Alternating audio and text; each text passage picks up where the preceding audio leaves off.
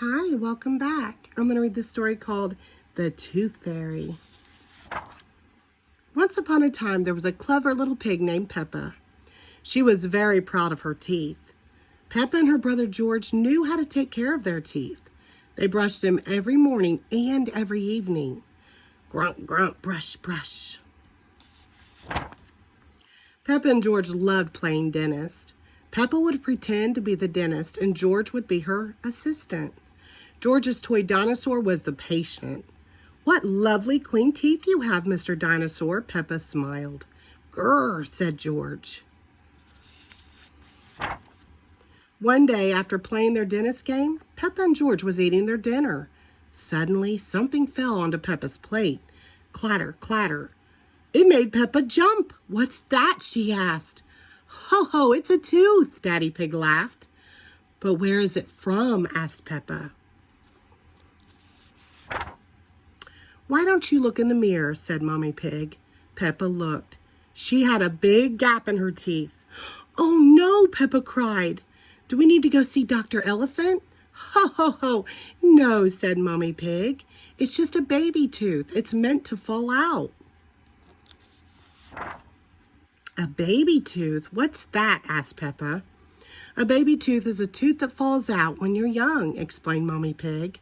"A new one will grow in its place." "What should I do with my baby tooth?" asked Peppa.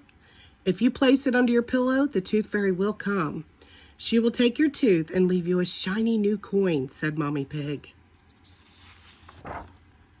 That evening, while Peppa watched television with her family, she kept thinking about the tooth fairy. "When I grow up, I want to be a tooth fairy," said Peppa. Daddy Pig chuckled. "What about you, George?" asked Daddy. George pointed at his dinosaur. "Dinosaur," he growled. "Hee hee hee."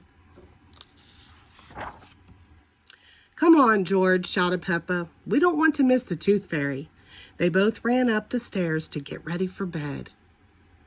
"What are you doing, Peppa?" asked Daddy Pig. Peppa was carefully brushing her baby tooth. "I want it to be nice and clean for the tooth fairy," said Peppa. Snort, snort. Peppa tucked the tooth under her pillow. "Are you sure the tooth fairy will be able to find it?" she asked. "I promise," said Mommy Pig. "Just you wait and see."